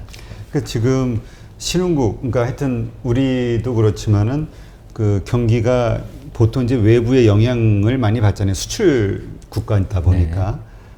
근데 뭐 미국 자체는 그러진 않으니까 내수도 받쳐주고 하니까 투자를 한다고 하면은 미국 시장도 한번 적극적으로 검토할 필요는 있겠네요. 네, 이러한 리스크에서는 일단 벗어나는 거잖아요. 네네, 기본적인 그렇죠. 악재는. 네. 알겠습니다. 자, 그러면 이 지금 그 주요국 통화 정책 기조 외에 환율에 또 영향을 줄 변수가 있다면 어떤 것들이 있을까요? 일단 달러 강세를 더 강화시키거나 아니면은 이걸 다시 달러 약세로 만들 수 있는 어떤 변수들 이런 게 있다면 뭐가 있죠? 우선은 가장 이제 중요한 건 미중 갈등이겠죠. 미중 갈등이 이제 격화되느냐 안 되느냐가 이제 사실 또 이제 또 중요한 어떤 그 이슈가 될 수가 있고, 또 하나는 이제 상대적으로 아직까지 보게 되면 미국이 사실은 이제 굉장히 좋은데, 이게 코로나가 만약에 좋아진다면 단기적으로는, 그러니까 단기적이라고 저는 이제 표현하는데, 유럽은 아직 정상화가 아직 많이 남아 있거든요. 그렇죠. 그래서 단기적인 탈락 자체는 상대적으로 이제 유로화의 어떤 그 탄력이 단기적으로 강해질 수 있는 구간이 있다라고 봅니다. 물론 이제 중장기적으로는 이제 달러화 강세 요인이 더 강하다라고 보지만, 이게 단기적으로 이제 유럽도 이제 코로나 백신 이제 쫙 하게 되면서 제일 이제 취약한 국가잖아요. 그렇죠. 우선 고령층 많고, 이게 주로 이제 제조업보다는 이제 관광업이고, 근데 이제 관광업이라든지 이런 이제 코로나 이런 부분들이 안정된다라고 하면 상대적으로 제일 수혜를 받을 수 있는 곳은 사실 유럽이거든요. 그래서 이제 유로화의 어떤 특히 유럽 경제의 정상화, 또 이에 따른 어떤 유로화의 상대적인 강세, 모멘텀 정도는 한 번 정도 저희가 이제 좀 체크해 볼 필요가 있다라고 봅니다. 그러니까 우리가 그 달러 인덱스를 보면은 이 유로화가 60%? 58% 정도 가까이 비중, 그러니까 유로화에 가장 연동이 되는 거잖아요. 그러니까 유로화가 급등하면은 달러는 다시 약세로 되는 그렇죠. 거고, 그러니까 유로화가 급등하게 되면은 다시 달러 약세가 될 수 있다. 물론 우리는 신흥국 지수가 따로 있잖아요. 달러 인덱스, 신흥국 달러 인덱스 지수가 같이 연동해서 이것도 떨어진다 이렇게 봐야 될까요? 뭐 일부 영향은 미칠 수 있습니다. 근데 우리가 참 이거 신경 안 쓰는 거 보면 그냥 일반적인 달러 인덱스가 보통 주로 사용되나 보죠. 신흥국이라 할지라도. 우선은 뭐 주요국 통화라는 게 결국은 달러로 결국 글로벌 이제 그 거래가 되다 보니까 달러화의 가치 자체가 가장 중요한 것 같습니다. 알겠습니다. 그러니까 앞으로 유로화의 강세가 어느 정도 진행이 되는지를 우리가 보면. 그리고 근데 지금 참 그 영국도 이번에 경제 재개가 한 달인가 늦춰졌잖아요. 그 델타 변이 바이러스. 지금 이런 우려는 어떻게 보세요? 이 증권가에서는? 뭐 이게 저희도 코로나 전문가는 아니지만 그렇지만 뭐 아마 대부분 생각하시는 게 비슷하지 않을까 싶거든요. 뭐냐면 이제 코로나라는 것도 이제 어떤 삶의 그냥 일상화가 되는 거가 아닌가 싶습니다. 어쨌든 델타 바이러스 뭐 변이는 계속해서 일어날 것 같고, 그렇지만 뭐 마스크를 결국은 뭐 다시 쓰는 한이 있더라도 결국은 경제 정상화의 이런 어떤 일상으로의 그런 회귀 자체를 이제는 사실은 뭐 되돌릴 수는 없을 거라고 보고요. 그러니까 코로나와 함께 이제 일상으로의 회복도 같이 이제 진행되지 않을까, 그렇게 보고 있습니다. 그 우리가 사실 유럽 경제가 되게 안 좋다고 얘기를 했었잖아요. 뭐 사실 도이치뱅크 같은 경우는 뭐 부도설 엄청나게 있었고요. 그 이게 과연 좋아질까요? 유럽 그 유로화가 강세가 된다는 건 유럽 경제가 좋다는 건데 그럴 환경이 되나요 지금? 근데 이제 그 부분은 아까도 말씀드렸죠. 저는 단기적이라고 표현을 드렸는데 단기적으로 구조적으로 보게 되면 유럽이 그럼 성장할 수 있는 어떤 그런 산업이 있어야 되잖아요. 그렇죠. 이제 그런 부분을 물론 유럽도 지금 고민을 하고 있습니다. 근데 아직까지는 뭐 인구 구조라든지 뭐 이제 주요 이제 그 산업의 어떤 그 투자 자체가 유럽은 지금 친환경 쪽으로 가고 있거든요. 그렇죠. 그래서 근데 이제 21세기가 결국 에너지 플랫폼 전환, 특히 이제 탄소 중립으로 가서 그게 만약에 이제 정말 중요한 어떤 모멘텀으로 산업에 이제 굉장히 좀 이슈가 된다라고 한다면 뭐 유럽도 언제까지나 그렇게 이제 계속 주저앉아 있을 수만은 없을 거거든요. 근데 뭐 아직 뭐 이런 부분들이 뭐 가시화되지는 않았기 때문에 뭐 아직은 좀 기대하기 좀 어렵지 않나 싶습니다. 네. 하여튼 우리가 달러 이 약세 강세 환율에 대해서 좀 뭔가 변수로 생각할 수 있는 건 가장 큰 건 일단 유로화로 봐야 되겠네요. 네. 어쨌건. 자, 그렇다면 채권 금리는 어떻게 갈 거로 보세요? 우선은 채권 금리는 이제 통화 정책 자체가 금리 인상으로 가기 때문에 중장기적으로는 결국 이제 상승 사이클이 됩니다. 이제 근데 여기서 이제 중요한 게 폭과 이제 기간이거든요. 근데 여기서 지난 이제 과거와는 달리 지금 미국 연준의 분위기를 보더라도 또 경제 여건을 보더라도 아직 코로나라는 게 뭐 이제 델타 바이러스도 있고 누구나 다들 우려하잖아요. 그렇죠. 경기라는 부분은. 그렇기 때문에 그렇게 예전처럼 막 이제 강하게 정상화는 못 시킨다라고 봅니다. 그래서 이제 어떻게 되냐면 결국은 이제 그 기간 자체가 굉장히 늘어날 수밖에 없습니다. 예전 같으면 보통 한 2년 내외 정도, 뭐 1년에서 2년 정도 이제 금리 인상 뭐 사이클이 됐다라고 한다면 저희가 봤을 땐 그게 한 2배 정도 늘어나지 않을까. 그래서 굉장히 완만하게 금리 인상이 될 것 같고, 미국 같은 경우 우선 현재 지금 기준금리가 0.25거든요. 근데 지금 장기적인 어떤 그 중립금리 수준이 2.5%입니다. 그리고 2.5%가 정확히 코로나 이전에 딱 그 미국 연방금리 수준이거든요. 그 정도까지 한 2024년 정도까지 이렇게 좀 완만하게 올린다라고 한다면 한국도 결국은 한국 기준금리가 지금 0.5거든요. 이제 일정 부분은 역전될 수밖에 없다고 봅니다. 3% 정도? 근데 3%를 가게 되면 예, 한국 경제가 사실은 힘들고요. 그래서 아마 이제 이런 부분인 것 같아요. 예전에 한국이 고금리 국가다, 네. 미국은 이제 뭐 저성장 저금리 국가다라고 했는데 그게 공식이 저는 이제 깨질 수도 있다라고 봅니다. 오히려 미국이 어떤 성장 부분이 더 높아지면서 상대적으로 고금리가 되고 한국이 이 금리가 역전되는 거죠. 이제 그런 가능성도 사실은 이제는 열어놔야 된다라고 봅니다. 우리가 이 채권 금리에 대해서 이렇게 민감해야 되는 이유가 왜죠? 주식 우선은 투자하는 사람들에게. 금리라는 것 자체가 우선 거시경제 이제 사실 이제 그 키잖아요. 그렇죠. 이제 운전대입니다. 이제 그거 자체가 어떤 경기의 방향성이라든지 이런 흐름 자체를 이제 나타내는 가장 중요한 지표고요. 또 이제 금리라는 게 결국 대외적으로 보게 되면 내외 금리 차를 통해 가지고 또 상당히 또 환율에 굉장히 영향을 많이 미치거든요. 그래서 금리와 환율이 결국 결정이 된다라고 하면 사실 주식시장을 어떻게 보면 따라오게 되거든요. 그래서 경제 지표, 특히 금융시장 지표에서는 금리가 가장 중심이 되고요. 그러한 부분들이 이제 환과 같이 영향을 미치면서 이제 경제라든지 주식시장에도 영향을 미치게 된다라고 보시면 될 것 같습니다. 네. 지금 10년물 미국 국채금리 같은 경우는 보니까 요즘 하향 안정화가 돼가는 것 네. 같아요. 그래서 이제 주식시장이 안정이 되는 거고. 네. 한국 같은 경우는 어떻습니까? 지금 그 한국에서 우리가 한국의 어떤 경제라든가 이런 걸 평가할 때 뭐 미국은 우리 10년물 국채금리로 보고 네. 한국 같은 경우는 어떤 지표를 좀 봐야 될까요? 3년 국채, 3년? 예, 3년 국채 금리, 예, 금리가 이제 가장 이제 지표가 되고요. 최근에 보게 되면 이게 거의 한 1% 중반까지 왔습니다. 1.5%까지 1.5. 왔거든요. 그래서 지금 기준금리가 0.5%인데 뭐 1.5% 정도 국고 3년이다. 그럼 사실상은 금리 인상을 한 3번 정도, 그러니까 75bp 정도의 금리 인상을 지금 반영한 상황이라고 좀 보입니다. 그래서 채권 시장은 굉장히 지금 국내 통화 정책에 있어서는 굉장히 미래 부분을 많이 지금 가져왔거든요. 그래서 밸류에이션 측면에서는 사실상은 뭐 단기적으로는 이제 어느 정도 이제 고점에 왔다라고 좀 판단이 됩니다. 네, 그렇군요. 네. 자, 그럼 이제 우리가 금리 상승이 이제 현실화되는 시점이잖아요. 네. 이런 시점에서 우리가 이 투자와 관련해서 어떤 포트폴리오를 짠다면 네. 어떻게 짜야 좀 이런 금리 인상 환경에서도 수익을 낼 수 있을 것인가? 이게 이제 가장 중요하죠. 예, 우선은 자산 배분 측면에서는 우선 금리가 올라간다라는 거는 다시 얘기하면 통화 정책, 사실 물가거든요. 그렇죠. 물가가 올라간다는 측면입니다. 그래서 올해도 보게 되면 채권 시장에서 굉장히 좀 가장 이제 채권 시장에서 보면은 가장 좀 이제 좀 두각이 됐던 이제 두 부분이 하나는 하이힐드 채권이었습니다. 하이힐드 채권이랑 또 하나는 이제 인플레이션 채권이었거든요. 그래서 이 두 가지가 이제 채권 이제 섹터별로는 가장 이제 좋은 성과를 보였고요.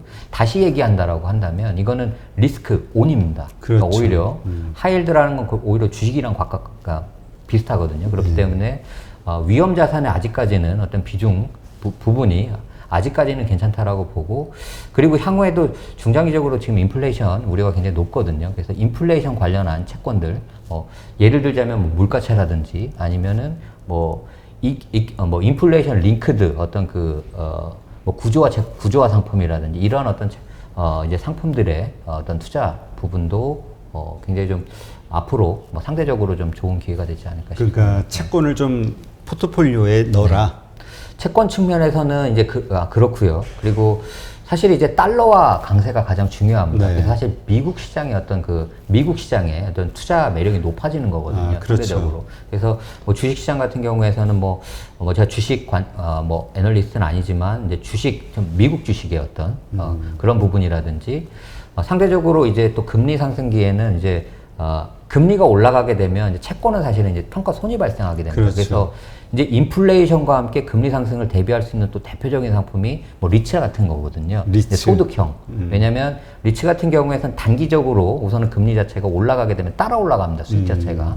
뭐 이제 그런 부분이라든지 인플레이션이 높아지면 또 리츠의 어떤 그 배당 자체가 높아질 수도 있거든요. 그래서 뭐 좀 안전한 투자를 위한다라고 한다면 이제 리츠라든지 뭐 이런 채권 관련해서 인플레이션 채권이라든지 뭐 한국에도 채권. 그게 있나요? 네. 하이힐드 채권 같은 경우는 보통 네. 미국에서 제가 네, 거래되는 그렇습니다. 걸로 알고 있는데, 그러니까 이거 꼭 한국이 아닌 글로벌리 하이힐드 채권이라든가. 하이힐드도 저는 정확히 말하면 미국 하이힐드. 미국 하이힐드. ETF를 좀 추천드리고요. 하긴 신흥국 하이힐드 샀다가 아닙니다. 그건 아니고요.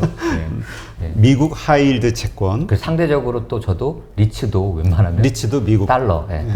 그러니까 결국은 미국 자산에 투자하는 게 가장 리스크를 줄일 수 있다. 달러와 강세 투자하라면 라고 볼 수 있을 것 같습니다. 한국에서 채권 투자할 만한 게 있나요?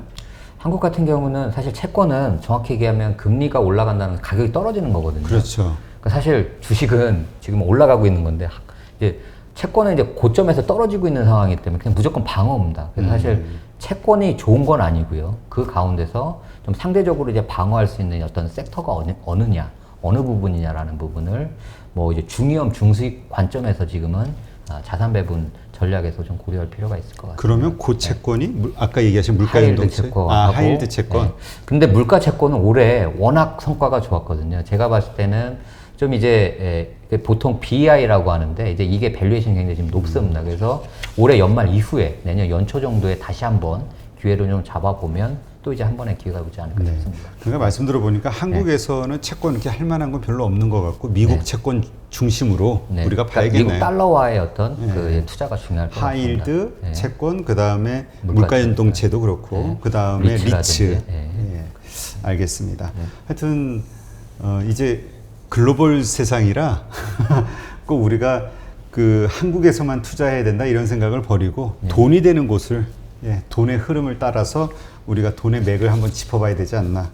뭐 수출만 해서 돈 버는 거 아니잖아요. 달러 버는 거 아니잖아요. 금융으로도 벌어야죠. 근데 한국 사람들이 워낙 이게 그 뛰어난 어떤 배팅력, 용감해가지고 하여튼 뭐 괜찮을 것 같습니다. 네, 다시 한번 미국 투자에 대해서 좀 더 적극적으로 한번 생각해 볼 타이밍이 되지 않았나. 저도 개인적으로 그런 생각이 드네요. 네, 오늘 좋은 인사이트 함께 해주신 현대차 증권 오창석 이코노미스트님께 감사드립니다. 네, 수고하셨습니다. 감사합니다. 네, 오늘도 재미없는 장이었죠. 전 카카오가 어떻게 될지, 또 삼성전자, 현대차는 어떻게 될지, 하여튼 요즘 저도 요새 세 가지가 삼각형으로 돼가지고 서로 연관이 되는 것 같아가지고 궁금한데 내일장이 또 기다려지긴 합니다. 하여튼 초조해하지 말고 아주 편안한 마음으로 항상 현명한 결정 하시기를 부탁드립니다. 수고하셨습니다.